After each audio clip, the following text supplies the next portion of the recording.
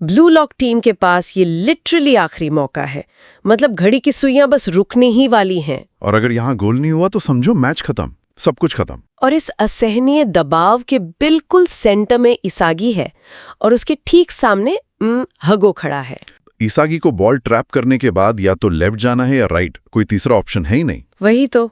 और हगो के नजरिए से देखें तो उसके पास सोचने या रिएक्ट करने का टाइम लिटरली 0 के बराबर है। हाँ, उसे इसागी के मूवमेंट से पहले ही ये प्रेडिक्ट करना होगा कि वो किस दिशा में जाएगा। इसागी उसे उसी के खेल में ललकारता है। वो जो इसागी का एटीट्यूड है ना, जहां वो कहता है कि जब बात सर्वश्रेष्ठ को निगलने की आती है तो उसे कोई नहीं हरा सकता।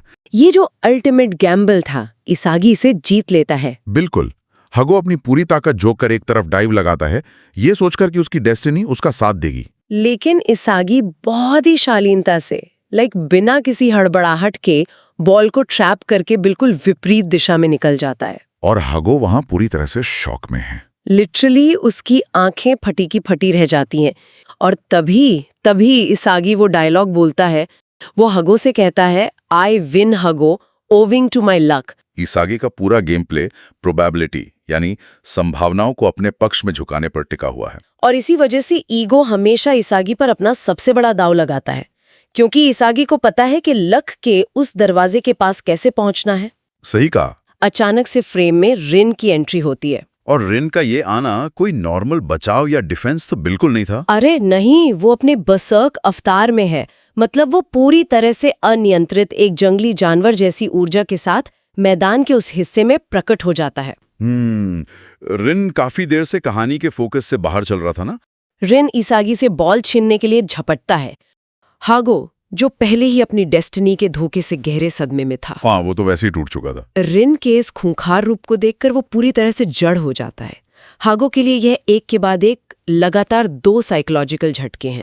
रिन की उस जानलेवा धमकी और अचानक आए उस तूफान के बावजूद इसागी हार नहीं मानता। वो अपना पैर पीछे नहीं खींचता। वही तो।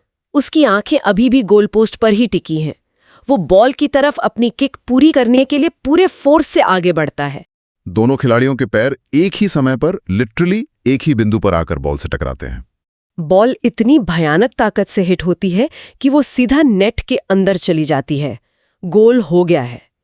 गोल तो हो गया, लेकिन ये गोल किसके नाम दर्ज होगा?